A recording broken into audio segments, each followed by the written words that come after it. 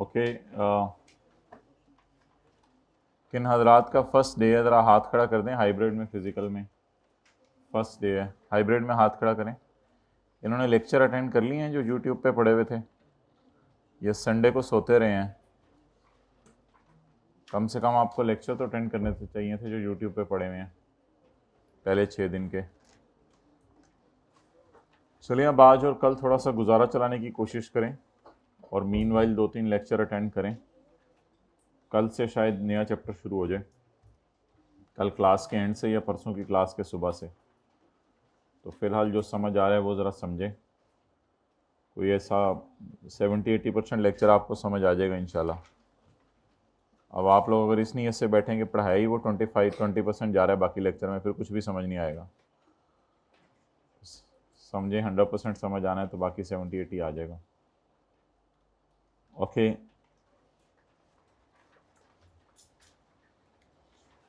अच्छा जी, आ जाओ भाई, आगे आ जाओ। हम पास पेपर की डिस्कशन कर रहे थे। ये 4th रो में जगह बना दें, ये बैग उठा लें। हम पास्ट पेपर की डिस्कशन कर रहे थे, तो इसमें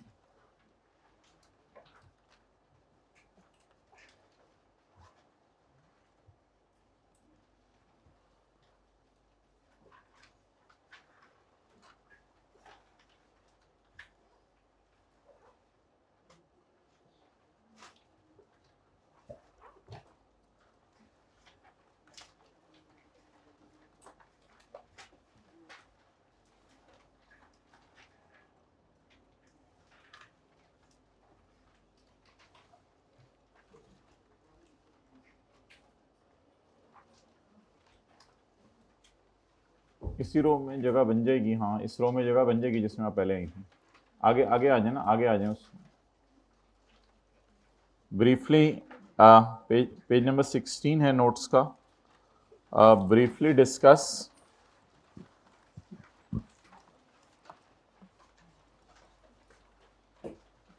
the residential status of the following persons under income tax ordinance 2001 for the tax year 2009। Tax year 2009 के लिए रेजिडेंशियल स्टेटस जो है वो आपने बताना है इन लोगों का।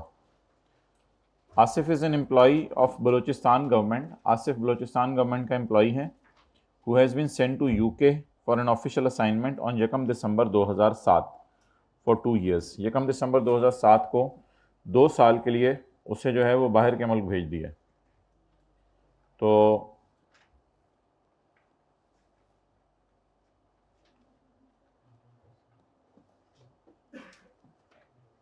मोहतरम, जो हमारा साल शुरू होगा वो 1 जुलाई 2008 को शुरू होगा और ख़त्म होगा 30 जून 2009 को।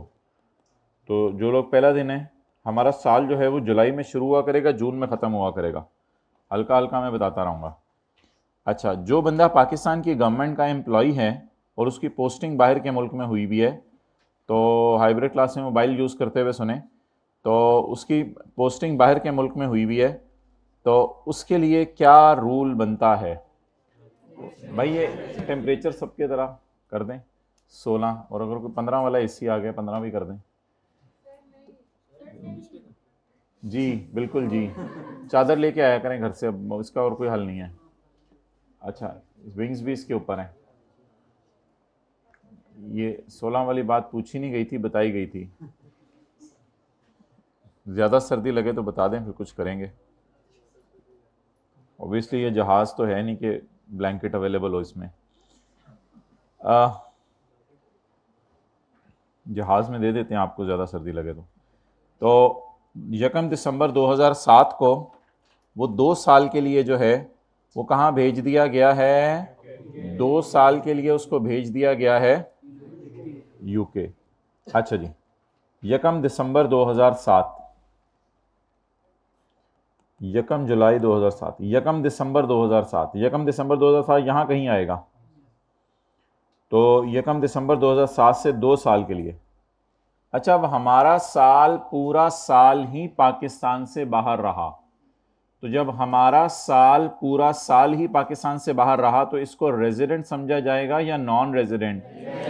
इसको रेजिडेंट समझा जाएगा। और जवाब हम ये दे के आएंगे कि as he is an official of federal government और प्रोविंशियल गवर्नमेंट, इस केस में तो प्रोविंशियल गवर्नमेंट है, and posted abroad during the, therefore he will be considered as a resident individual, नहीं रेजिडेंट पर्सन नहीं, रेजिडेंट इंडिविजुअल, इसको resident individual समझा जाएगा।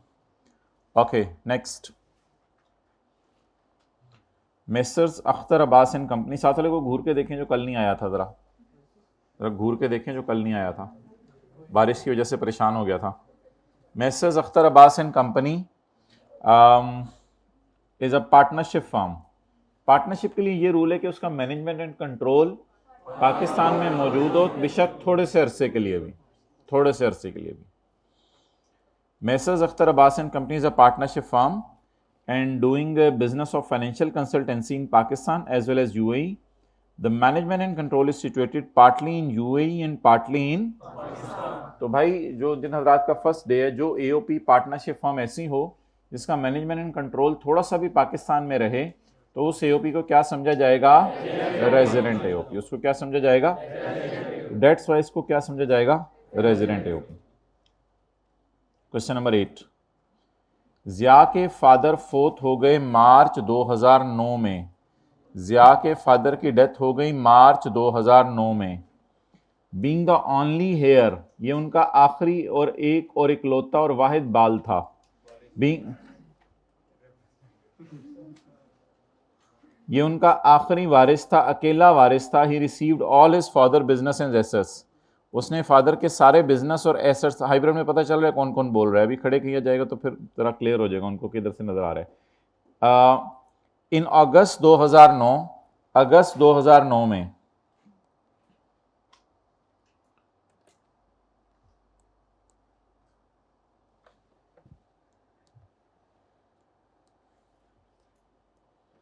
ये जी 30 जून 2009 है, ये 1 जुलाई 2008, अब्बू की डेथ हुई है इधर,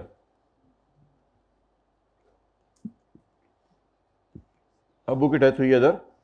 being the only heir received in August 2009, अगस्त 2009 में यहाँ कहीं ही received a notice from income tax department, उसको इनकम टैक्स डिपार्टमेंट से एक नोटिस आया है to pay unpaid tax liabilities along with penalty and additional tax, penalty भी दे और कुछ ज़्यादा टैक्स भी दे। Zia is of the view that his since his father expired, क्योंकि उसके अब्बू फोत हो चुके हैं, द नोटिस इज रेलिवेंट, मरे हुए बंदे का टैक्स क्या लेना, ज़िया का ये ख्याल है। इन द बत्ती of income tax ordinance 2001 explain the correct, mobile use कर लें हाइब्रिड में 4th रो में, फिर हम आगे चलते हैं जी, शुक्रिया, रख दें आप, मेहरबानी। In the light of income tax ordinance 2001 explain the correct legal position of Zia with regard to his father's income tax liabilities and the related income tax। मोहतरम उसने 2 सवाल पूछे हैं। पहला सवाल उसने ये पूछा है, discuss the correct legal position of Zia with regard to his father tax liabilities and related income tax proceedings. तो मोहतरम इसके जवाब के लिए हम तशरीफ लाएंगे चैप्टर 4 में, जो आपके साथ वाले के नेक हाथों के अंदर है। चैप्टर 4 के अंदर आते हुए जल्दी जल्दी जल्दी लीगल इंडिविजुअल का सेक्शन ढूंढे। अल्लाह अकबर। 87 का 1, legal representative of deceased individual shell be liable, ये लायबिलिटी बतानी है। तो उसकी इनकम टैक्स लायबिलिटीज के बारे में 87 का 1 लिख के आएंगे। ओके गाय, साथ वाले की तरफ ऐसे मुंह करके पूछें ओके गाय, ऐसे आंखें ऊपर की तरफ उठा के पूछें ओके गाय। अच्छा, इंग्लिश वाला guy. And the related income tax, और उसके खिलाफ जो कोर्ट केस चल रहे हैं, and the related income tax proceedings. अच्छा, इनकम टैक्स प्रोसीडिंग्स का कहां जिक्र है? ये ओके, गुड गाइस, सारे गुड गाइस, ये बहुत जबरदस्त आप करते हैं। ये जो संडे आता है तो पिछले 6 दिन का जो आप इकट्ठा बैठ के रिवाइज करते हैं ना संडे को, दैट्स रियली ग्रेट। जो सैटरडे को पढ़ाया जाता है वो सैटरडे को ही पढ़ लेते हैं और संडे को पूरे 6 दिन का रिवाइज करते हैं, एंड नेक्स्ट संडे आप पूरे 12 दिन का रिवाइज करेंगे। That's really awesome. तो तैयारी तो ऐसे होनी चाहिए कि संडे को हम इतनी तैयारी करें कि अगर मंडे को भी आई कैप अनाउंस कर दे, भाई आज पेपर दे दो आके जल्दी से, तो हमारा पेपर तैयार हो। हर वक्त इस तरह की तैयारी होनी चाहिए। और आप पढ़ रहे हैं या नहीं पढ़े, इसकी बहुत बड़ी इंडिकेशन ये है कि घर वाले अभी से कहने लगे हैं बेटा अभी से तुमने इतना पढ़ना शुरू कर दिया है। अगर ये फिक्रा आप लोगों को अभी तक सुनने को नहीं मिला तो इसका मतलब है आप पढ़ नहीं रहे। तो इसके जवाब में हम लिख के आएंगे 87 का 3। तो अभी इंशाल्लाह क्लास के एंड पे मुझे याद कराइएगा, ये सारे मैंने क्वेश्चन दिए थे तो मैं आपके रजिस्टर पे चेक भी करूंगा आप लोगों ने लिख के सॉल्व किए या नहीं किए। ओके, आपका मुंह क्यों बन गया? मैं और बना देता हूं। क्वेश्चन नंबर 10 का ए था। मिस्टर हैदर नहीं होता था वो हैदर खाला रशीदा का बेटा is a legal representative of his deceased uncle. अपने मरे हुए अंकल का लीगल रिप्रेजेंटेटिव है सिंस जनवरी 5, 2010। आपको पता है मौत का फरिश्ता 30 जून को तो नहीं आता, उससे पहले भी आ सकता है, लेकिन मौत का फरिश्ता किस टैक्स ईयर में आया है? 2010 में। हमारे लिए भी कभी आएगा। एंड मैनेजेस हिज जायदाद वर्थ ₹10 मिलियन। शायद एक दिन तक पहले हमें पता ना हो किसने आना है, कल आ रहे हैं हमें लेके जाने के लिए। And manages his estate worth ₹10 million approximately. On August 10, 2010 अब्बू के चले जाने के बाद, अंकल के चले जाने के बाद ही receive 2 notice from the income tax department. Death किस साल हुई है? 2010 में। Submit details of income for tax year 2009 में बताओ आपके अंकुल ने क्या क्या कमाया था। एक ये बताओ, दूसरा 12 मिलियन का टैक्स पे करो क्योंकि 2007 और 8 का टैक्स आपने अंकल ने जाते हुए हुकूमत का टैक्स मारा था 12 मिलियन का। अंकुल छोड़ के गए 10 और टैक्स वाले टैक्स मांग रहे हैं 12। एडवाइज मिस्टर हैदर को मशवरा दें कि तजहीज़ो तकफीन के लिए क्या सामान चाहिए होगा। नहीं sorry, about the extent of his in respect of income earned by his. उसके अंकल ने जो इनकम कमाई है उसमें हैदर की एक्सटेंट बताएं, एक्सटेंट बताएं। एक्सेलेंट। 87 का 2। The liability of the Heather shall be limited to the extent of uncle's estate। साथ वाले भी कभी कभी अंकल बनने की कोशिश करता है, uncle's estate, जब बहुत ज्यादा आपको जो है वो मशवरे दे रहा हो। आगे also advise, ये भी मशवरा दें, also advise him, उसको ये भी बताएं कि about his obligations relating to tax assessment proceedings pending or arising against his uncle। Tax proceedings pending और अराइजिंग। पेंडिंग का क्या मतलब है? जो केसेस उनके मरने से पहले उनके खिलाफ शुरू हो चुके थे। और अराइजिंग का क्या मतलब है? जो केसेस उनके मरने के बाद उनके खिलाफ शुरू हो सकते थे। तो पेंडिंग के जवाब में कौन सा लिख के आएंगे?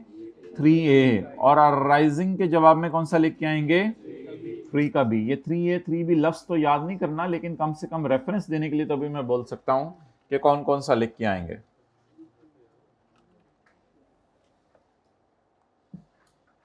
ओके, 87 के 3 का A, 87 के 3 का A ये पेंडिंग है, और अराइजिंग 87 के 3 का B।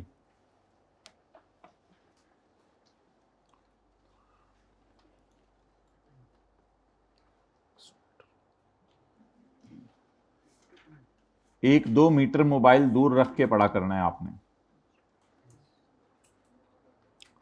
मुनासिब ये है कि बस रख दिया करें और सुबह आते हुए फिर ले आया करें।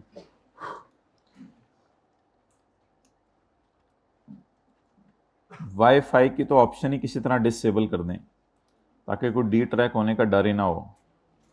आगे जी, क्वेश्चन नंबर 15। बस ये थोड़ा सा ज़माना है, आपको पता है। इससे घर वाले कहते थे मैट्रिक कर लो आगे मज़े हैं, फिर कहते थे एफएससी कर लो आगे एक दफ़ा अच्छे नंबर आ जाए तो मज़े हैं। तो अब मैं भी आपको एक स्टेटमेंट दे रहा हूँ, बस ये 6 साल मोबाइल छोड़ दें, आगे तो मज़े हैं फिर। आगे तो बस आपको जॉब्स ही जॉब्स मिल रही होंगी, 1 घंटे जाना पड़ेगा, 10 लाख तनख्वाह मिल जाएगी 1 घंटे की, और जो है वो बीवी भी फरमा बरदार होगी, बच्चे भी फरमा बरदार होंगे, सारी दुनिया वाले आपको जो है वो फूलों पे उठाए होंगे, तो आगे तो मज़े ही मज़े हैं, तो बिल्कुल टेंशन लेने की ज़रूरत नहीं। बस ये 6 साल किसी तरह गुजार लें मोबाइल के बगैर, आगे मज़े ही मज़े हैं। आगे चलें, क्वेश्चन नंबर 15। तो मतलब ये है सारी बातों का कि प्लस माइनस के लिए अपने आप को मेंटली प्रिपेयर रखें, प्लस माइनस की वजह से परेशान ना हुआ करें, सारी बात का ये मकसद था। तो ये कभी ना समझिएगा life is a bed of roses. State the provisions of income tax ordinance 2001, income tax ordinance 2001 की प्रोविजंस बताएं for determining the residential status of an AOP. AOP का रेजिडेंशियल स्टेटस मालूम करने के लिए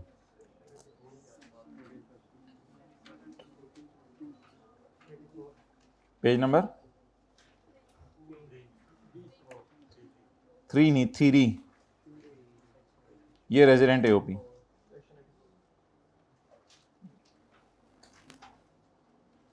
ये सेक्शन 84, इंस्पायर्ड पाकिस्तान लिमिटेड, और बातें नहीं करनी please. Inspired Pakistan limited wants to change its accounting year from 30 June to 31 December. पहले का ईयर था 30 जून, आप क्या करना चाह रहे दिसंबर। As the income year of its अब्बू company in USA ends on, क्योंकि इसकी जो अब्बू कंपनी है उसका ईयर एंड भी कब हो रहा है 31 दिसंबर को। Now the question is advise IPL को मशवरा दें अबाउट द रिक्वायरमेंट ऑफ खालाजी का ordinance regarding the change of tax year from, एक बंदा टैक्स ईयर चेंज करवाना चाह रहा है या group of persons tax year change करवाना चाह रहे हैं? एक बंदा। Inspired Pakistan limited is a company, ये एक कंपनी है, कोई 4-5 कंपनीज इकट्ठी जाके टैक्स ईयर चेंज नहीं करवाना चाह रही, इट इज एक कंपनी। तो ये एक कंपनी अपना टैक्स ईयर चेंज करवाना चाह रही है, तो इसके बारे में वो पूछ रहा है क्या किया जाए। सवाल है 3 नंबर का, advise about the requirements regarding change in from normal to special. तो सबसे पहले रिक्वायरमेंट में अप्लाई, आपने क्या करना है अप्लाई।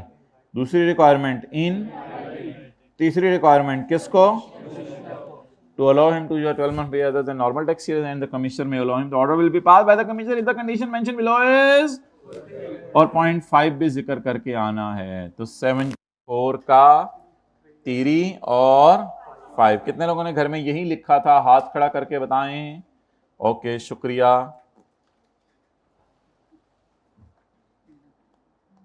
मैं अगर आपके साथ होता तो आपको कंधे पे थपकी देता। क्वेश्चन नंबर अगला कौन सा, जल्दी बताएं। 19। अहमद नहीं होता था वो जो पतंग उड़ाता रहता था, गिर गया। हमेशा बोंगी मारनी है, हमेशा कोई ना कोई जो है ना अगले के बारे में बुरी बात करनी है। गिर गया था।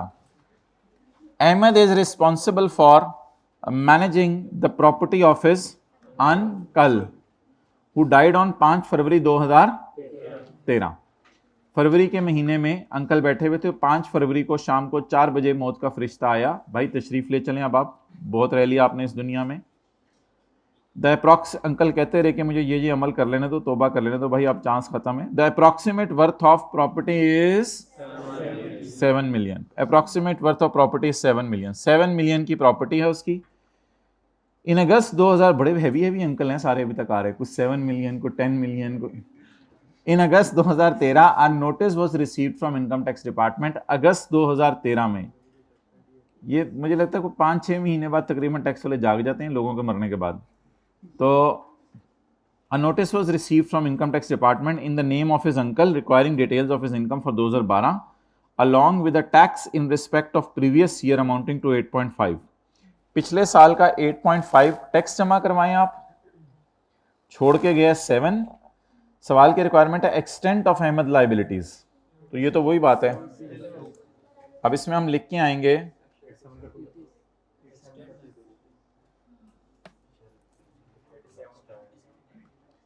87 का 2, the liability of legal representative shall be limited to the extent of, therefore the property left by uncle is rupees 7 million and the tax demand is 8.5 million, so the Ahmad is only responsible up to the extent of rupees 7 million. ये वाली land भी लिख के आएंगे. His obligations related to tax assessment proceedings pending, pending कहाँ थी 3A में और arising 3B में, तो 3A और 3B भी लिख के आएंगे, साथ साथ हाइब्रिड में बातें भी कर लेंगे. ओके चलें.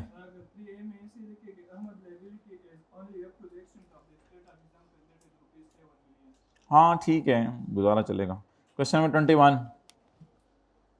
The income tax department the income tax department initiating a proceeding against Mubeen. Mubeen के खिलाफ एक केस चल रहा था और उसको एक डिमांड नोटिस भेजा. डिमांड नोट होता है यानी पैसे मांगना, डिमांड पैसे मांगना.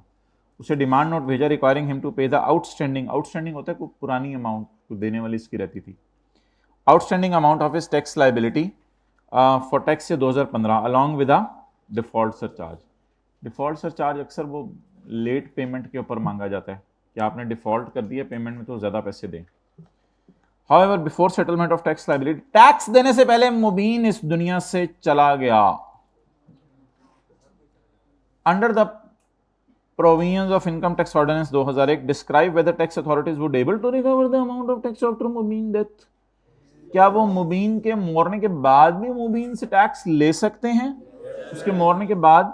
And what would be the extent of such recovery. अब ये दो सवाल हैं, क्या मरने के बाद उससे टैक्स लिया जा सकता है, और दूसरा सवाल ये है कि what would be the extent of such recovery. Yes से तो काम नहीं चलेगा, आपको जवाब देके आना पड़ेगा. The legal representative shall be liable for any tax that Mubeen would have become liable if he had not died in car accident and any tax payable in respect of income of deceased estate. तो 87 का 1 लिख के आना पड़ेगा. Would be able to recover 87 का 1 और extent में 87 का 2 लिख के आना पड़ेगा. मोबाइल जिन हजरात ने इस तरह रखे हुए हैं कि उनको नजर आए तो ये जरा उल्टे करके रखने. मोबाइल हाइब्रिड में फिजिकल उल्टे करके रखने ताकि कोई नोटिफिकेशन आए तो आपको नजर ना आए, क्योंकि बहुत सारे नोटिफिकेशन मैं आपको इधर से भेज रहा हूं, पहले उनको जरा रिसीव कर लें. कमेंट ऑन द स्टेटस, उसके स्टेटस पे कमेंट करना है. वो तो आप माशाल्लाह आदी हैं स्टेटस पे कमेंट करने के. Comment on the status, status पे कमेंट करना है of the proceedings initiated against, जो मुबीन के खिलाफ प्रोसीडिंग इनिशिएट हो चुकी हैं उनके स्टेटस पे कमेंट करना है. ये कौन सी वाली हैं, टेकन वाली होंगी या which could have been taken वाली होंगी? क्यों, सवाल में क्या लिखा हुआ है? इनिशिएटेड या टू बी इनिशिएटेड? इनिशिएटेड वाली कौन सी होंगी, टेकन या टू बी टेकन? तो तीरी का 187 के तीरी का ए. नेक्स्ट. क्या नाम रखा अम्मी अब्बू ने, दानेश्वर. मिस्टर दानेश्वर, अ रिनाउंड ऑथर, आप लोगों को भी पता होगा उसका, रिनाउंड ऑथर है ना.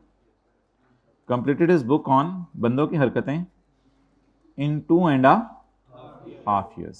इंसानी रवैयों के ऊपर उसने बात छेड़ दी. देखें जरा साथ वाले को, उसका रवैये में तब्दीली आई है.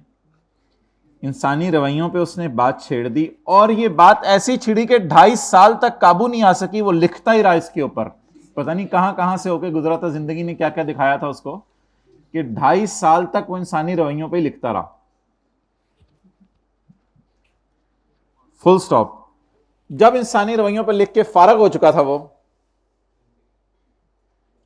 तो he received a lump sum of 9 lakh रुपए से मिले इस किताब से in May 2016 on account of royalty. Royalty होता है यानी किताब का किराया, किताब बेच के जो पैसे है वो उसको मिले. Discuss the taxability of 9 lakh received by mister dynamic. Mister Daneshwar, Daneshwar ने जो 9 लाख रुपए कमाए इसकी टैक्सेबिलिटी बताएं। क्या ऑथर को किताब लिखने में 24 महीने से ज्यादा लागे हैं या नहीं लागे? लागे हैं। तो जिस बंदे को किताब लिखने में 24 महीने से ज्यादा लागे तो the author may elect the 9 lakh in a tax year as royalty for the work as having been received in that year and the preceding 2 years in equal proportion. I will really welcome you on coming late, guy. How dare you to come late? We hereby open it for you. Come here. Come here. Really a G. Please come here. Enjoy it and then have a seat. I'm ordering you.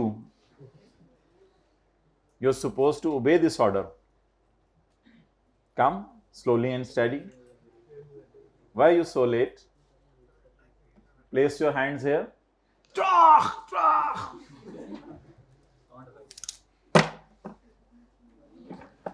Okay अच्छा, लेकिन इसमें ये बात आपके जहन में घर जाके आ सकती है कि क्यों नहीं मारा था मैंने इनको, सॉरी, ये बात आपके जहन में घर में जाके आ सकती है कि 9 लाख को 3 पे डिवाइड करेंगे तो 3 लाख आएगा।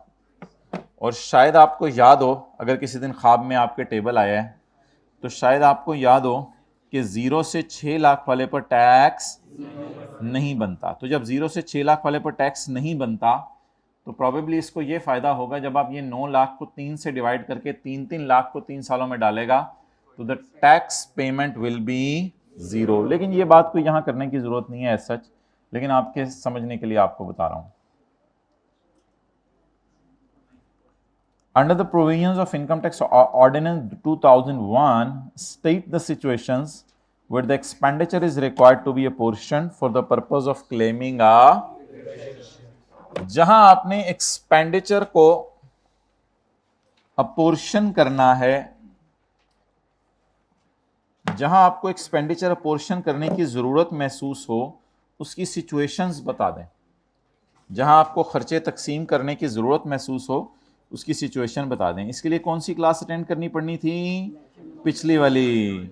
जिसने पिछली वाली क्लास अटेंड नहीं की वो अपना मुंह गुस्से में फुलाए ताकि मुझे पता चले कि उसने पिछली क्लास अटेंड नहीं की। कोई खुदा का खौफ किया करें, शर्म आनी चाहिए क्लास छोड़ते हुए। देखिए मेरे और आप जैसा बंदे में इतनी हिम्मत नहीं है क्लास छोड़े, है हमारे में हिम्मत ना? हमारे में ये हिम्मत है कि लेट आए। अब इसके लिए बहुत बड़ा जिगरा और हिम्मत चाहिए होती है। क्लास छोड़ना कोई आम बंदे का काम है नहीं, बहुत ख़ास लोग होते हैं। ऐसे लोगों से दोस्ती नहीं करनी, बहुत ख़ास लोग होते हैं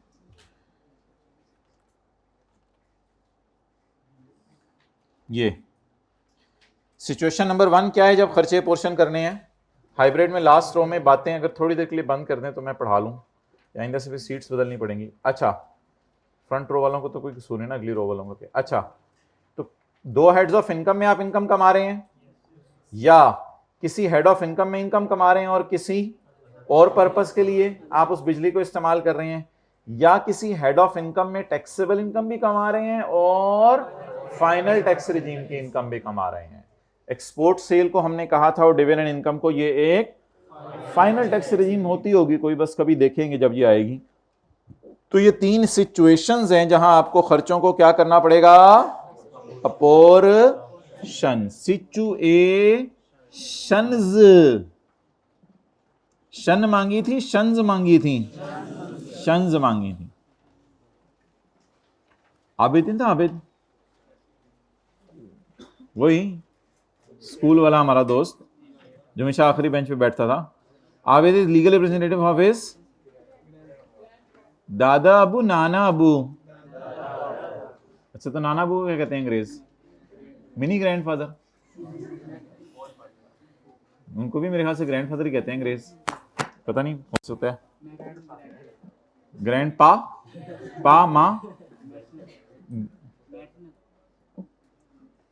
मैं Abid legal grandfather 28 million. Check the level of grandpa. On 22 January 2009, he received a notice from the income tax department. ये देखें 5-6 काफ़ी अरसे बाद टैक्स वाले जागे हैं, तकरीबन कुछ 1.5 साल बाद टैक्स वाले जागे हैं।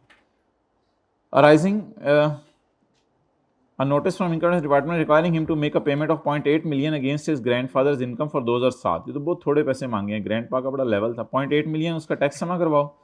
नोटिस ऑल्सो रिक्वायर कि 2008 में उसने क्या कमाया ये बताओ, 2007 का टैक्स जमा कराओ और 8 में क्या क्या गुल खिलाए हैं दादाबू ने ये बताओ, यानी क्या क्या कमाया ये बताओ। दो बातें पूछी हैं। Required, advise nothing. अच्छा आप अपना लेवल देख रहे हैं, आपसे एडवाइस मांगी जा रही है। Advice Abid about his obligations, उसकी जिम्मेदारियां relating to tax assessment proceedings pending और अराइजिंग अगेंस्ट हिज। भाई ये बात सिर्फ प्रोसीडिंग्स तक उसने महदूद रखी है और कुछ पूछा ही नहीं, इसलिए हम सिर्फ 3A। भाईजान जो पहले दिन आए हैं वो भी बता सकते हैं अगले का जवाब क्या, राइजिंग का भी इतनी दफा देख लिया है। 3B, तो 3A और 3B जवाब के अंदर देंगे। Abid obligations relating to tax assessment proceedings, Abid ने पैसे कितने देने ये नहीं पूछा जा रहा, आबिद की जिम्मेदारी रिलेटिंग टू प्रोसीडिंग्स। अगर सिंपल पूछा होता ना obligation relating to tax assessment ना लिखा होता, टैक्स असेसमेंट प्रोसीडिंग ना लिखा होता, खाली टैक्स असेसमेंट लिखा होता, तो फिर 7 का 1, फिर 87 का 1। अगर लिखा होता about is relating to tax obligations या टैक्स असेसमेंट, फिर वो 1 लिख के आते, वरना कौन सा लिख के आना है। ओके, अगला सवाल कौन सा था? अच्छा अब आप हजरात कल वाला निकाल लें जो हम यूज कर रहे थे, अपॉर्शनमेंट ऑफ डिडक्शंस। साथ वाले के सर पे शफकत का हाथ रखें, हाइब्रिड क्लास में प्लीज, फिजिकल में भी साथ वाले के सर पे शफकत का हाथ रखें। आप थोड़ा सा हिलाएं सर को प्यार मोहब्बत से,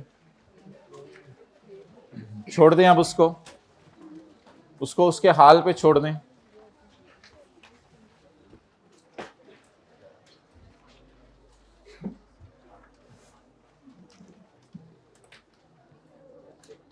अच्छा जी नेक्स्ट,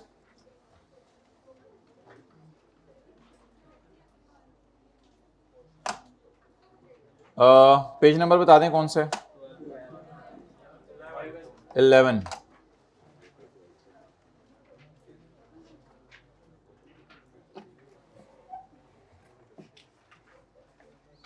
पेज नंबर 11।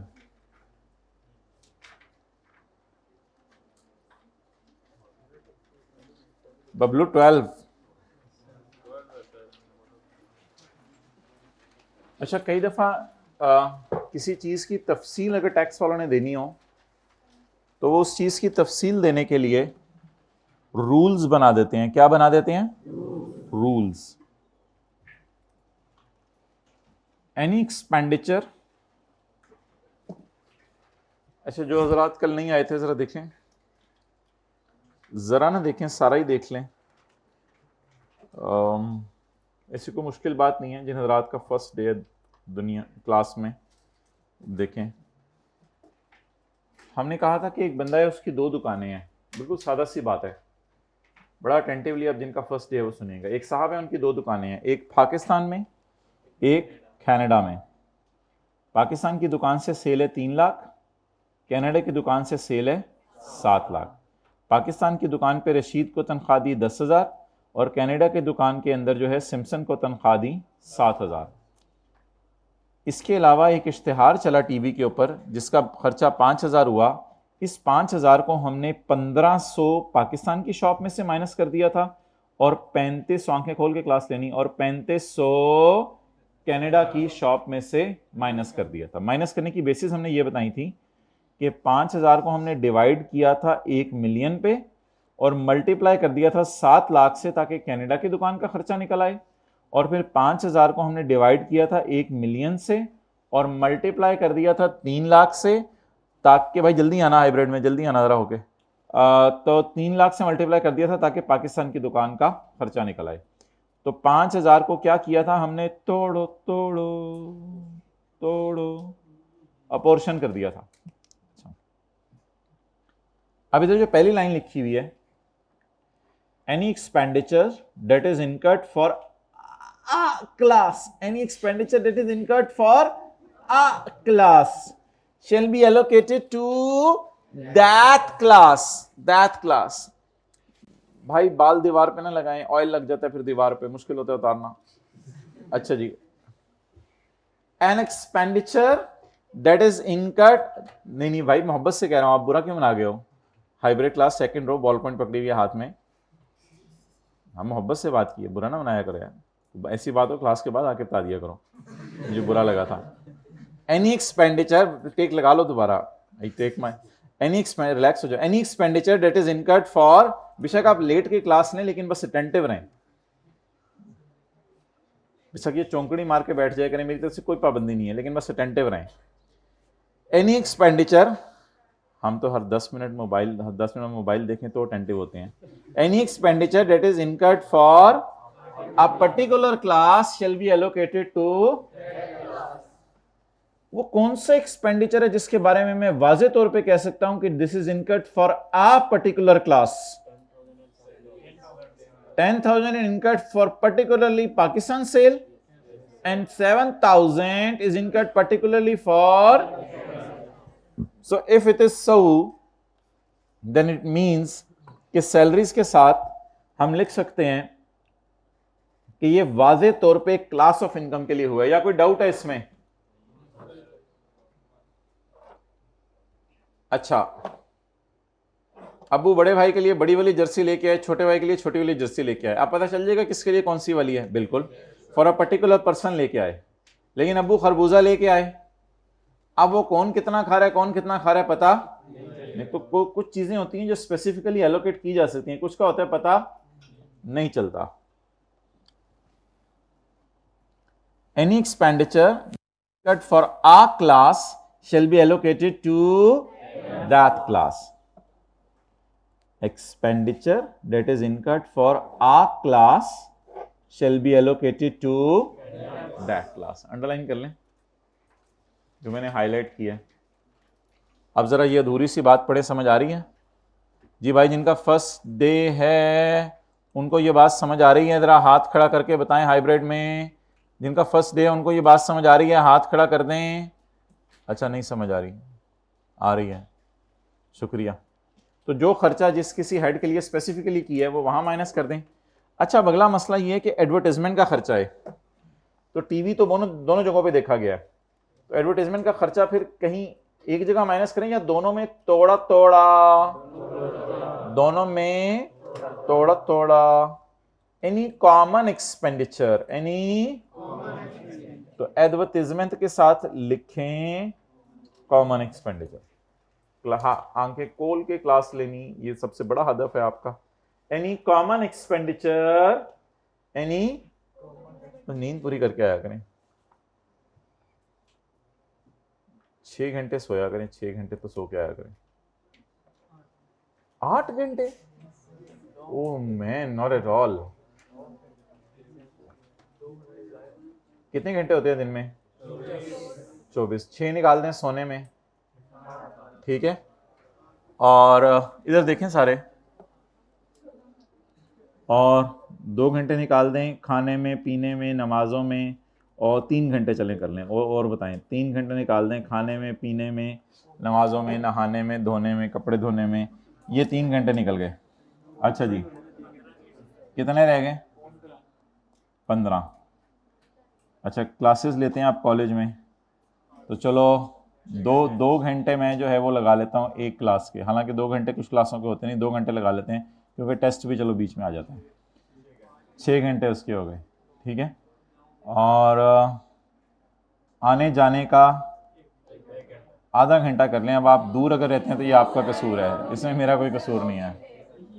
ये 2 घंटे वाले तो ये करीब शिफ्ट हो जाएंगे, एक घंटा ये इधर से भी आपने बहुत क्वेश्चन निकाला है, लेकिन अगर ये बस पे जाते हैं ऑब्वियसली तो फिर तो उधर भी पढ़ने का मौका है, तो इसलिए इसको आधा घंटा कर देते हैं। अच्छा, क्या हो गया, कितने बच गए? 8.5 आवर्स। अच्छा जी, आधा घंटा आप बिल्कुल क्रिकेट खेलें, एक्सरसाइज करें, वर्जिश करें, जो भी करें, आधा घंटा। अच्छा भला सांस फूल जाता है भाई, तो सही तरह करके मैं आपको बताता हूँ, मेरे पास क्लास में जाना है, एक्सरसाइजेज हैं, बंदे अच्छा वाला सांस फूल जाता है, पसीना आ जाता है बंदे को आधे घंटे में। कहाँ की बातें कर रहे तू? वार्म अप 10-12 मिनट वाला भी होता है, 8 घंटे। तो इसमें 2 घंटे एक सब्जेक्ट को, 2 घंटे एक सब्जेक्ट को, 2 घंटे एक सब्जेक्ट को, और 2 घंटे वो जो पिछले पूरे हफ्ते में पढ़ा है उसको बंदा रिवाइज करता रहता है। इतना टाइम है आप लोगों के पास, इतना टाइम है, आई एम रियली अमेज्ड। 8 घंटे, very lucky people you are.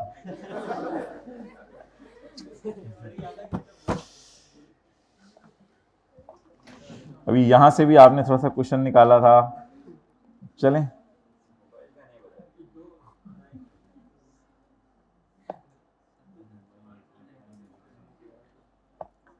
Sunday को तो बहुत खुला टाइम होता है, संडे को तो ये वाले 15 घंटे अवेलेबल होते हैं पूरे। संडे को तो 15 घंटे बंदा पढ़ पढ़ पढ़ पढ़, तो वाह 5 घंटे बंदा 3 सब्जेक्ट्स के ऊपर लगाए, पिछला सारा रिवाइज करके फारग हो जाए।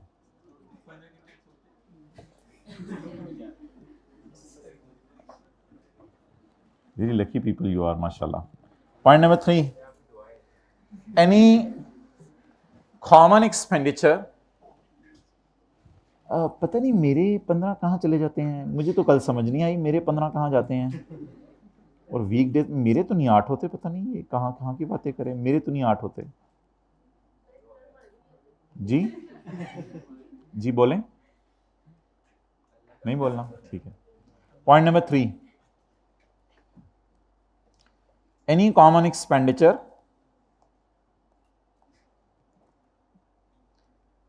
Any common expenditure, any common deduction. बहुत ज़्यादा टाइम दे दिया आपको, ये 3 घंटे खाने पीने नमाजों के लिए, ये बहुत ज़्यादा टाइम है। Any common expenditure, any common expenditure, advertisement किसी खास हेड के लिए है या दोनों पर तकसीम किया जा सकता है? Any common expenditure, any common deduction. Allowances भी कभी पढ़ेंगे, बस फिलहाल जैसे साथ वाले को बर्दाश्त करें वैसे अलाउंस के लफ्ज़ को बर्दाश्त कर लें। Any common expenditure, any common deduction, any common allowance which relates to business, चाहे वो बिजनेस का हो, इंक्लूडिंग प्रिजम्पटिव। प्रिजम्पटिव होते फाइनल, फाइनल टैक्स रिजीम ये होती है जैसे आप एक्सपोर्ट सेल कर दें तो उसके लिए टेबल 1 और 2 वाले रेट नहीं है। एक्सपोर्ट सेल के लिए हुकूमत पाकिस्तान ने थोड़े कम रेट रखे हुए हैं, वो रेट हमारे सिलेबस में नहीं है, वरना मैं रेट बोल भी देता, तो इसलिए उन रेट्स को कंसिडर करने की जरूरत नहीं है। Any common expenditure, any common deductions, any common allowances which relates to business, including presumptive income कर लें आप, फिर वो आपको रिदम नहीं बनेगा, फिक्र अच्छी तरह याद नहीं होगा, ये ऐड कर लें बेशक आप इसमें। Including presumptive income and including exempt income की मैंने आपको मिसाल दी थी, एग्रीकल्चर। अगर एक बंदा जो है वो मैंगो बेच रहा है काश्त करके, काश्त करके, खरीद के नहीं, खुद काश्त करके बीज बो के, अगर वो बेच रहा है तो फिर ऑब्वियसली उसकी इनकम एग्रीकल्चर और उस पर टैक्स माफ है। Shall be allocated to each class of income according to common. खर्चों को कैसे एलोकेट करेंगे? फॉलोइंग फॉर्मूला लगा के। फॉर्मूला क्या होगा? अमाउंट ऑफ खर्चा। अच्छा, मिसाल के तौर में मैं बात करता हूं, अमाउंट ऑफ खर्चा, खर्चा कितना है? एडवर्टाइजमेंट 5000, अमाउंट ऑफ खर्चा into gross receipt for all class of income. Gross receipt for, gross receipt होती है, अभी तक इसमें से खर्चे माइनस नहीं हुए थे। ग्रॉस रिसीट ना सेल को कहते हैं, जैसे दुकानदार है जो बोतलें बेच रहे हैं, वो बोतलें बिस्किट बेच के जो पैसे आ रहे हैं वो ग्रॉस रिसीट है। कॉलेज वालों के लिए जो है आप जो फीस जमा करवा रहे हैं वो ग्रॉस रिसीट है, उसमें से खर्चे माइनस कर दें वो तो नेट हो जाता है ना। तो ग्रॉस रिसीट से मुराद sale. Gross receipt for all class of income 3 lakh plus 7 lakh, तो gross receipt for all class of income, इसे डिवाइड करें, ये कल हमने किया था, multiply by gross receipt for फील करें फॉर तो क्लास ऑफ इनकम में मिसाल के तौर पे पाकिस्तान शॉप ले लें तो क्या बन जाएगा? देखें कैलकुलेटर ने बाहर के फेंके 1500। तो ये वो फॉर्मूला है जो कल आपने अपने नेक या गुनाहगार हाथों से, एज द केस में बी, सॉरी नेक हाथों से अप्लाई किया था। Amount of expense divided by gross receipt for all class of income multiplied by gross receipt for uh class of income. Formula याद हो गया? ओके जी, किसी ने पानी पीना है तो बोतल ले आए, इधर से भरवा लें।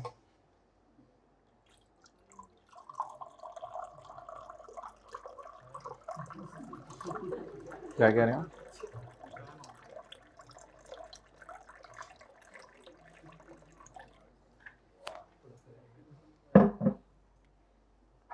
अच्छा जी,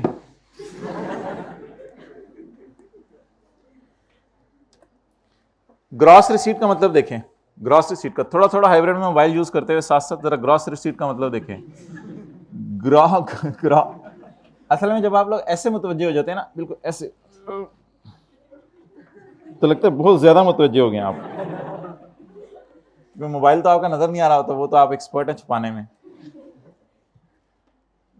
लेकिन आप लोग अक्सर आंखें नीचे करें फिर शायद बच जाएं, आप पूरा सारी नीचे कर लेते हैं। तो आप इस तरह ट्राई कीजिएगा आइंदा, फिर शायद बचत हो सकती है। Gross receipts are receipts without deduction of, gross receipts वो रिसीट्स होती हैं, लेकिन इसकी थोड़ी प्रैक्टिस करनी पड़ेगी घर में, मुंह ऐसे रख के आंखें ऐसे, प्रैक्टिस से ही होगा। Gross receipts are receipts without deduction of expenditure. Gross receipts वो रिसीट्स होती हैं जब तक खर्चे माइनस, तो ग्रॉस रिसीट के आगे लिखें मतलब सेल।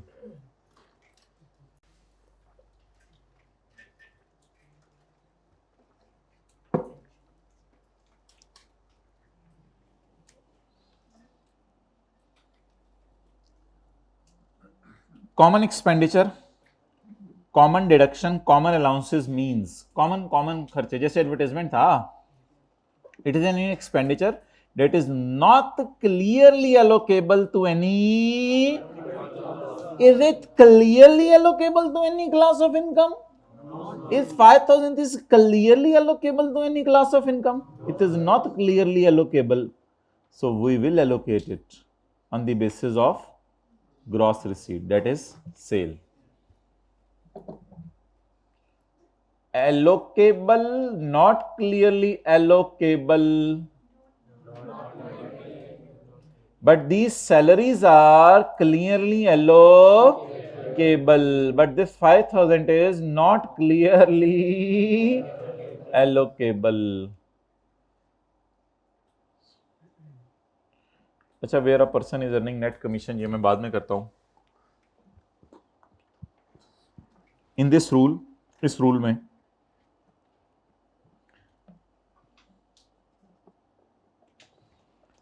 असल में हमारे लॉ का नाम है इनकम टैक्स ऑर्डिनेंस 2001। इसमें कुछ चीज़ें समझ नहीं आई थी, इसलिए हुकूमत ने निकाले थे इनकम टैक्स रूल्स 2002। रूल्स इतने ज़्यादा हमारे सिलेबस में नहीं है, ज़्यादा ऑर्डिनेंस ही हमारे सिलेबस में है। इसमें होते हैं सेक्शन, सेक्शन 1, सेक्शन 2, जैसे पहले दिन हमने सेक्शन 74 पढ़ा था टैक्स ईयर, और इसमें होते हैं रूल्स। तो अभी हम क्या पढ़े हैं? Rule number 13। तो ये ज़रा नोट कर लें साथ वाले के माथे पे ताकि उसको याद रहे। इधर करो बेटा, forehead.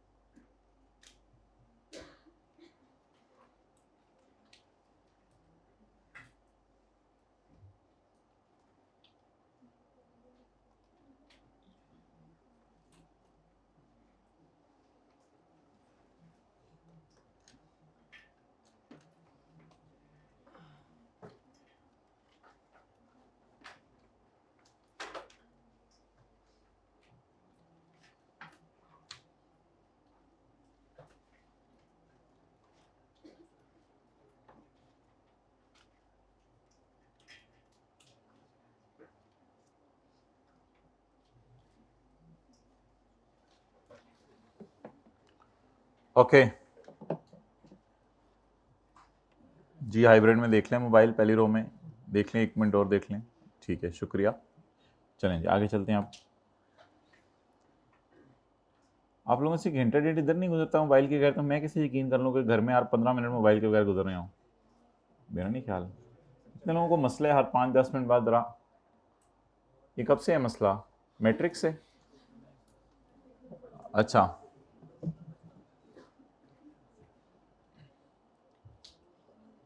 Class of income. Class of income means Pakistan and foreign source income. Class means की इनकम के टाइप्स। अच्छा, ये जो मैंने आपको डायग्राम दिखाई थी, इसमें जो salary, business, capital gain, property, other source है ना, ये हेड्स ऑफ इनकम है। लेकिन इन सब का नाम उसने रख दिया है क्लास ऑफ। तो आज नया नाम हमने देखा क्लास ऑफ इनकम्स। इनका नाम क्या था? Heads of income. और इन सब का नाम class of income. Salary, business. अच्छा, बिजनेस दो किस्म का होता है, स्पेक्यूलेशन और नॉन स्पेक्यूलेशन। ये किस चैप्टर में हम पढ़ेंगे? बिजनेस के चैप्टर में, कि बिजनेस दो किस्म का होता है। एक बिजनेस होता है स्पेक्यूलेशन बिजनेस, और एक होता है। इन दोनों में क्या फर्क है ना? मैंने पहले 6 दिन से जो आ रहे हैं उन्हें बताया, ना जो आज पहले दिन आ रहे हैं उनको बताना है। ये क्लास में हाँ एक बंदे को पता है, टीचर को। इसके बाद इनकम फ्रॉम, इसके बाद इनकम फ्रॉम, इसके बाद income from property, income exempt from agriculture, income chargeable as separate. Block का मतलब है इस पे सेपरेट रेट लगेंगे। कुछ इनकम्स ऐसी होंगी लॉ में जिन पे, इनकी मिसालें मैंने आपको नहीं दी, इनकी मिसालें आने वाले दिनों में लेंगे। इनकी मिसालें मैंने आपको नहीं दी, इसलिए इसको छोड़ें अभी कि ये कौन सी हैं जिन पे सेपरेट रेट लगने हैं। इनकम फॉलोइंग अंडर, उसकी एक मिसाल लिखें डिविडेंड इनकम, जिसके ऊपर तफसील से बहस कल हम करेंगे। और एक मिसाल लिखें एक्सपोर्ट सेल, बाहर के मुल्क में आप चीजें एक्सपोर्ट कर रहे हैं।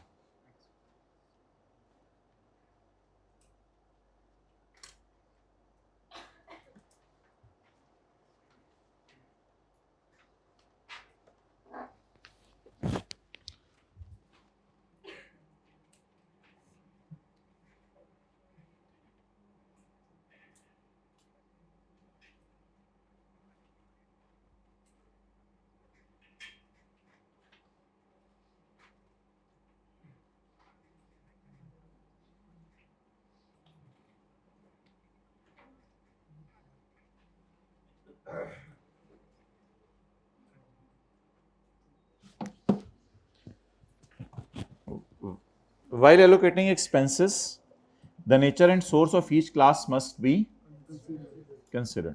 तो खर्चों को एलोकेट करते हुए नेचर और सोर्स समझने की ज़रूरत है। देखें ना, आप दुकान है, हो सकता है उसमें बिजली बहुत ज़्यादा इस्तेमाल हो रही हो, लेकिन घर में बिजली, अब आप ये कह दें कि बिजली का बिल आया है तो 50,000 इसका बिल है, 50,000 इसका बिल है, लाख टोटल है, तो ये तो अजीब सी बात होगी। तो जब भी खर्चों को पोर्शन करना है तो किस चीज़ का ध्यान रखें? नेचर और साइज, सोर्स का, यानी ये कहाँ से आप खर्चा कर रहे हैं। उससे थोड़ा सा आपको एक फेयर आइडिया हो जाता है कि किसको ज़्यादा खर्चा एलोकेट करना है, किसको कम। कुछ दोस्त खाना खाने जाए, आपको पता है हमेशा ही ज़्यादा अच्छा। तो वाइल एलोकेटिंग एक्सपेंसेस, खर्चों को अपोर्शन करते हुए, the nature and source of each class must be considered. The basis for allocation of expenditure deduction allowances should be certified by a chartered accountant. ये जिस तरह आपने खर्चे पोर्शन किए हैं, इस कैलकुलेशन को सीए से चेक करवाएं। इस कैलकुलेशन को सीए से चेक करवाएं। इस कैलकुलेशन को सीए से चेक करवाएं। The basis for allocation of expenditure, deduction and allowances should be certified by a CA or a cost and this certificate shall be accepted by commissioner, और commissioner इस certificate को क्या कर लेगा, accept कर लेगा। This certificate shall be accepted by commissioner unless there is a significant variation from allocation. Unless के significant variation हो। अच्छा, फर्ज करें कितना खर्चा हमने एलोकेट किया था, 5000। 5000 का एक टुकड़ा था 1500 और दूसरा था 3500। तो फर्ज कर लें करेक्ट फिगर है 1500, ठीक है। टैक्स पेयर ने 1500 की बजाय फिगर कैलकुलेट की 1600। अब ये 1600 में 100 रुपए की गलती है। ये 100 रुपए की गलती एक्सेप्टेबल है, कोई मसला नहीं। जिसे आप कहते हैं ना थोड़ा बहुत चलता है, तो ये थोड़ा बहुत चलता है, लेकिन ये हर जगह ना बोला करें थोड़ा बहुत चलता है, कुछ जगह नहीं चलता थोड़ा बहुत। अच्छा, तो यहां थोड़ा बहुत चलेगा। जैसे 1500 और 1600 का डिफरेंस है 100। इस 100 रुपए को जरा अकल लगा के कंपेयर करें, 10% से कम है। 1500 का 10% 150, 150 से 100 कम है, तो इसलिए ये गलती एक्सेप्टेबल है। अगर करेक्ट जवाब है 1500 और आपने कैलकुलेशन में लिख दिया 1800, तो ये डिफरेंस कितने का आ गया, 300 का। और 10% तक गलती एक्सेप्टेबल थी, यानी 150 रुपए तक, और आपने 300 रुपए की गलती कर दी। ये गलती एक्सेप्टेबल है या अनएक्सेप्टेबल है? मेरे ख्याल से शायद समझ आ गई हो थोड़ी थोड़ी। अगर 1250 आपने कर दिया तो 1500 और 1250 का डिफरेंस 250, इसका 10% 150, 150 से 250 बहुत ज्यादा है, इसलिए बड़ी गलती की है, छोटी गलती की है, इसलिए ये acceptable.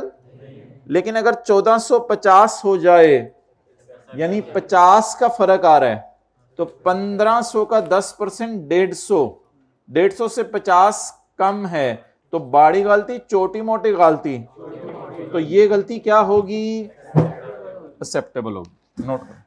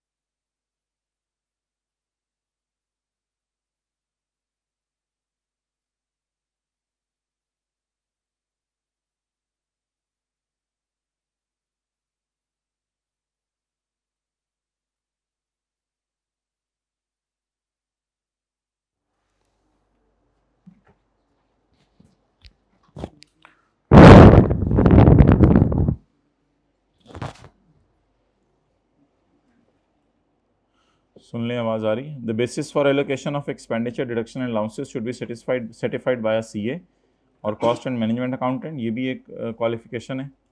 This certificate shall be certified by commissioner, और कमिश्नर इस सर्टिफिकेट को मान लेगा अनलेस देयर इज अ बड़ी वेरिएशन। बड़ी वेरिएशन क्या होती है, 10% प्लस या 10% minus beyond the limits from allocation. Allocation की जो फिगर है उससे अगर 10% प्लस चले जाएं ज़्यादा या 10% माइनस चले जाएं, फिर उस गलती को बड़ी गलती समझा जाएगा।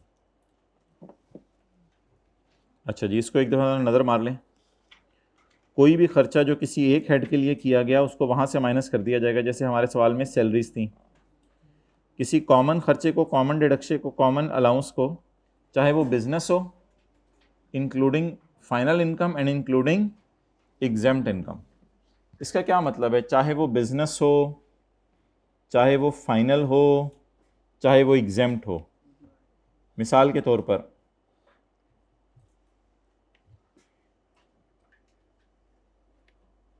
आप ग्राउंड फ्लोर के ऊपर टॉयज बेच रहे हैं, बिजनेस कर रहे हैं। फर्स्ट फ्लोर के ऊपर आपने एक्सपोर्ट सेल का कारोबार शुरू किया हुआ है, ये भी बिजनेस है, एक्सपोर्ट सेल का कारोबार शुरू किया हुआ है। और छत के ऊपर आपने मिट्टी डाल के, आजकल छत पे भी लोग मिट्टी डालते हैं, जैसे कब्र में डालते हैं, तो छत के ऊपर मिट्टी डाल के आपने पौधे उगाए हुए हैं और उनको बेच रहे हैं, एग्रीकल्चर इनकम। तो अब बिजली का जो बिल आएगा उसके कितने हिस्से करने पड़ेंगे, 3। बिजनेस को भी एलोकेट करना पड़ेगा।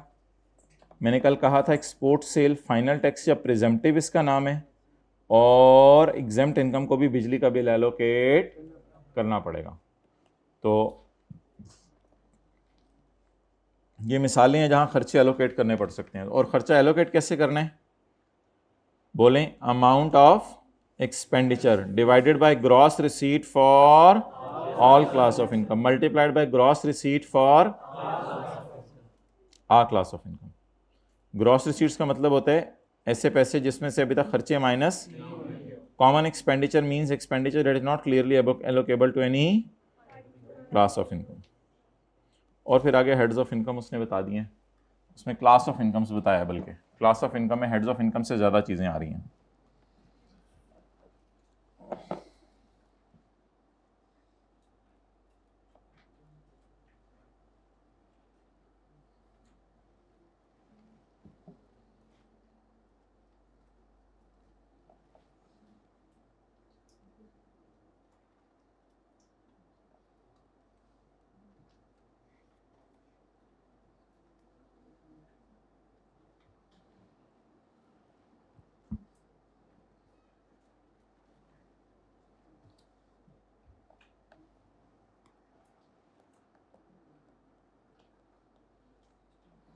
अच्छा, एक बंदा एजेंट है। एजेंट का काम क्या होता है, खुद चीज़ें खरीद के बेचना या किसी की चीज़ें बेचना। एजेंट का काम क्या होता है, खुद अपनी चीज़ें खरीद के बेचना या किसी की चीज़ें खरीद के बेचना।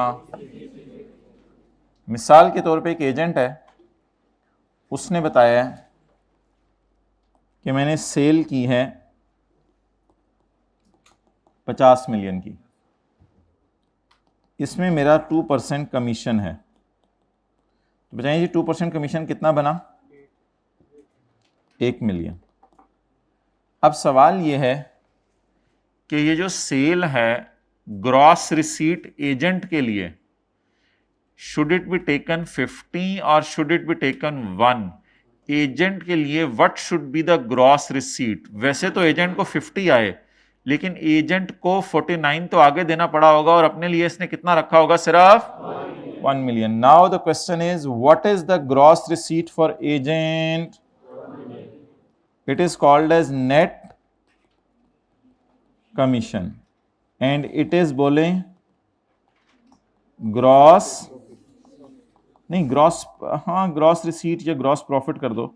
इसका नाम उसने नेट कमीशन भी रखा है, ग्रॉस प्रॉफिट भी रखा है। अजीब सा नाम, उसने ग्रॉस प्रॉफिट रखना नहीं चाहिए था। बहरहाल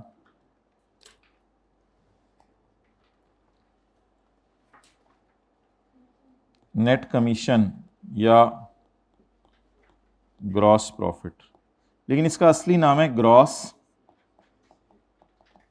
receipt.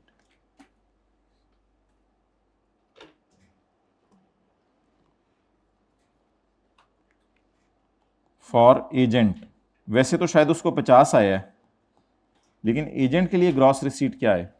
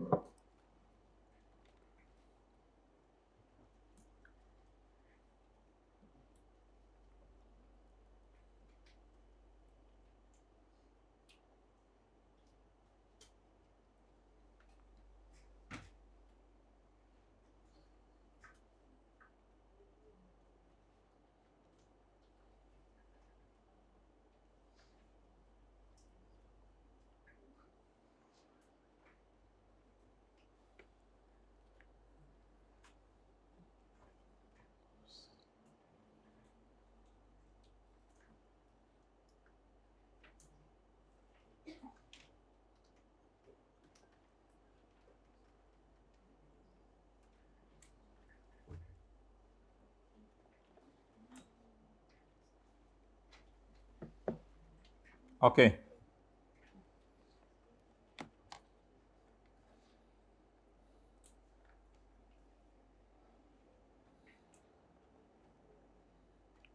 Cell 50 million, 2% commission 1 million. ये नेट कमीशन है या ग्रॉस प्रॉफिट है या ग्रॉस रिसीट फॉर एजेंट है?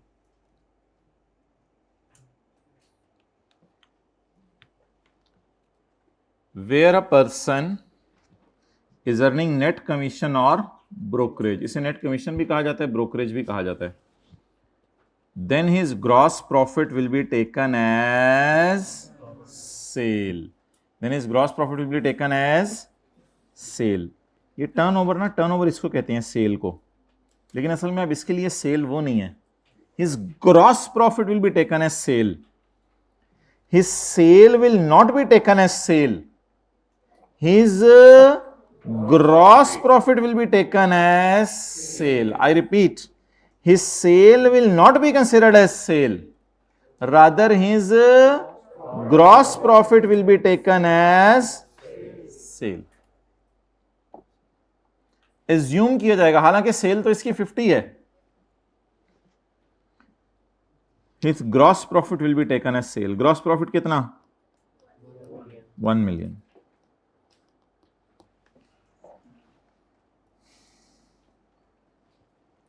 अच्छा जी, अगले पेज पे हैं जी। मोहतरम हजरात, जिनका आज फर्स्ट डे है, बिल्कुल नई बात, अगली पिछली बातों से 0% ताल्लुक। अभी तक तो शायद कुछ ऐसी बातें हो रही थी जिनका कोई आगे पीछे से ताल्लुक हो, लेकिन अब आगे हमने जितना पढ़ना है एंड तक, आज और कल, उसका पिछले पढ़े से कोई ताल्लुक नहीं है। बस एक काम छोटा सा मेहनत करके अगर आप लोग आज कर लेना तो वो बहुत ही ज़बरदस्त हो जाए। लेक्चर नंबर 3 बेशक पहले जाके देख लें, और अगर लेक्चर 3 अभी पहले जाके नहीं देख सकते तो कम से कम ये टेबल लगाना, टेबल 1 और 1A, 1 और 2, ये किसी दाएं बाएं वाले से समझ लें। तो ये जो साथ बैठा हुआ है आपके बंदा जो नया है, पहले दिन आया है, ज़रा अपने साथ वाले से पूछे कि आप मुझे ये टेबल 1 और 2 लगाना सिखा सकते हैं। अगर वो इनकार करे तो फिर जो है वो आप देख लें, फिर लेक्चर 3 अटेंड कर लें। पूछें ज़रा साथ वाले से, भाई जो जिनका फर्स्ट डे है पूछ लें साथ वाले से, क्या उसने खा जाने। इसी तरह दोस्ती होती है। हाँ, हो सकता है उसे खुद ना आता हो, फिर ठीक है, फिर लेक्चर 3 अटेंड कर लें। कम से कम ये टेबल लगाना सीख लें कल तक।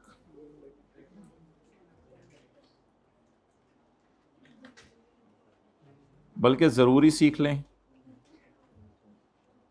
हो सकता है लेक्चर 3 में शुरू में कोई 5-10 मिनट और बातें भी हों, लेकिन आगे टेबल ही टेबल है जी।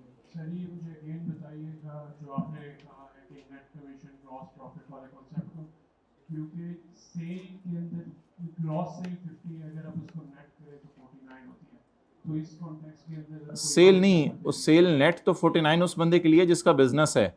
मैं एजेंट की बात कर रहा हूं, उसको तो 1 मिलना है ना,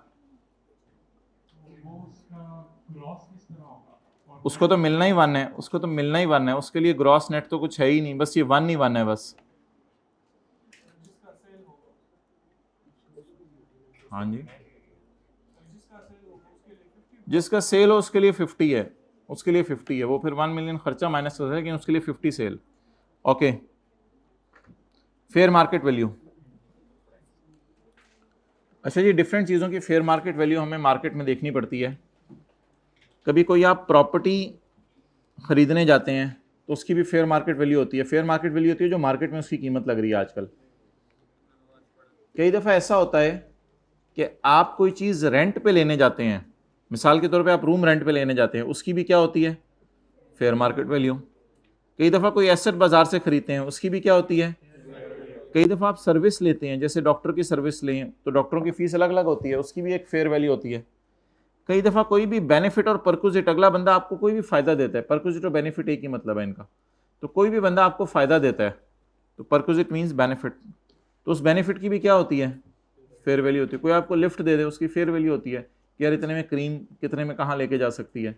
तो हर बेनिफिट की, हर एसेट की, हर सर्विस की, हर किराए की, हर प्रॉपर्टी की कोई ना कोई फेयर वैल्यू होती है। At a particular time shall be the price, ये वो प्राइस होती है which will ordinarily be fetched on sale or supply in the open market at that time. अगर आप इस चीज को ओपन मार्केट में बेचें तो ये कितने की बिकेगी, अगर इसको ओपन मार्केट में बेचें तो ये कितने की बिकेगी. So that will be the fair market value. The fair market value of any property or rent, any asset, service, benefit or perquisite at a particular time, किसी भी वक्त shall be the price, ये वो price होती है जो कि ordinarily receive की जाती है उस चीज को बाजार में बेचने पर, इन द ओपन मार्केट. किस वक्त? एट दैट टाइम, जिस वक्त आप उस चीज को बेचें.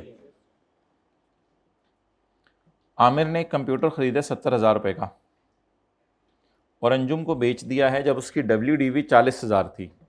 वैसे बाजार में इस कंप्यूटर की फेयर वैल्यू 42,000 है. आप बता दें what will be the fair value in this case?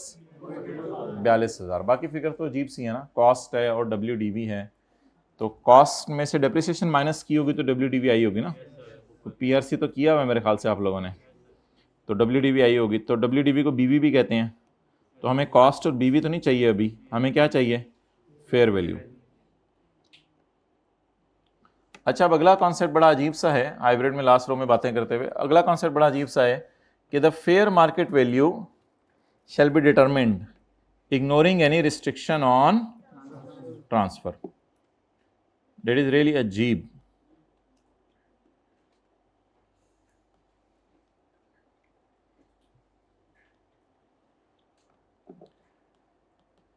ये प्लॉट नंबर 73 है, ये प्लॉट नंबर 74 है. इस पर हुकूमत ने कोई रिस्ट्रिक्शन लगाई हुई है कि ये प्लॉट जो है वो बिक नहीं सकता अभी, क्योंकि हो सकता है यहाँ पर हुकूमत ने ब्रिज बनाना हो, यहाँ पे हुकूमत ने कोई टनल बनानी हो, कोई फ्लाईओवर बनाना हो, कोई अंडरपास बनाना हो. लेकिन प्लॉट 73 सेफ है, उसमें कोई मसला नहीं है. इस वजह से आप प्रॉपर्टी डीलर की दुकान पे जाते हैं तो इस प्लॉट की प्राइस आपको जो है वो मिलती है 20 मिलियन और इस प्लॉट की प्राइस आपको मिलती है 16 million. Because there is a restriction. Restriction में ये होता है कि हो सकता है गवर्नमेंट उतने पैसे ना दे जितने इसके प्लॉट के हैं जब कभी यहाँ पे ब्रिज बने. तो बाजार में ये कीमत चल रही है, फेयर मार्केट वैल्यू बाजार में प्रॉपर्टी डीलर्स के पास. लेकिन इनकम टैक्स ऑर्डिनेंस में फेयर मार्केट वैल्यू कुछ और होगी. इनकम टैक्स ऑर्डिनेंस में दोनों की फेयर वैल्यू ही 20 होगी. For determining the fair value under income tax ordinance we will ignore the restriction. We will, अब अजीब सी बात है लेकिन है तो है, अब क्या करें. नोट कर लें बस, इसमें से अब मैंने कुछ भी नहीं बताना.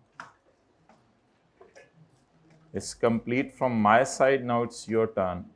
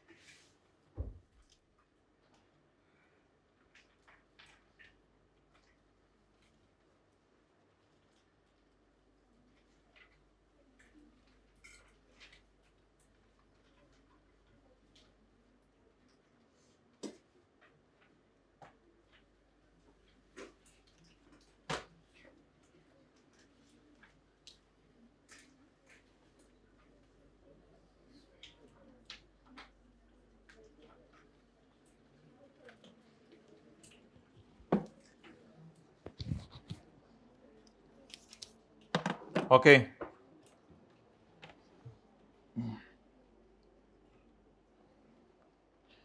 आगे चले.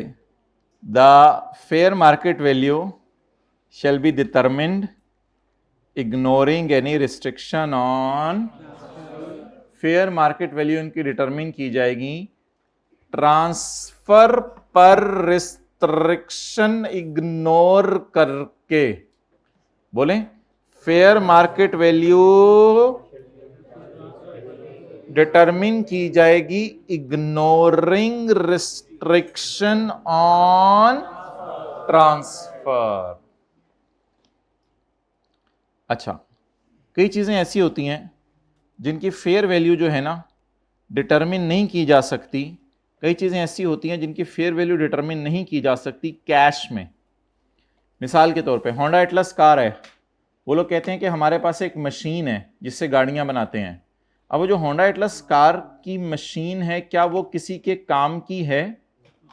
नहीं। टोयोटा वाले तो अपनी गाड़ी का डिज़ाइन है, मॉडल है, उन्होंने तो अपनी मशीन बनाई होगी।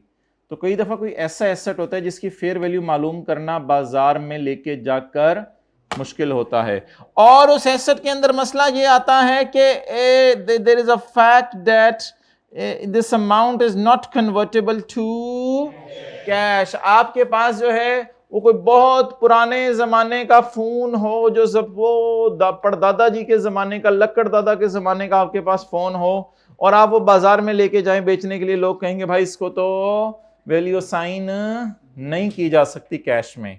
तो फिर ऐसे एसेट के लिए क्या करें? कहते हैं मैं आपको कोई मशवरा नहीं दे रहा, मैं आपकी ये बात इग्नोर कर दूंगा कि इसको कैश में कन्वर्ट नहीं किया जा सकता, आप जबरदस्ती कैश में कन्वर्ट करो। वो फिर कैसे करेंगे चलें कल देखते हैं, फिलहाल आप पॉइंट 1 भी करके आ जाएंगे तो मेरी नज़र में काफ़ी है। 7 वाले को ले जाएं, क्लास ख़त्म हो चुकी है।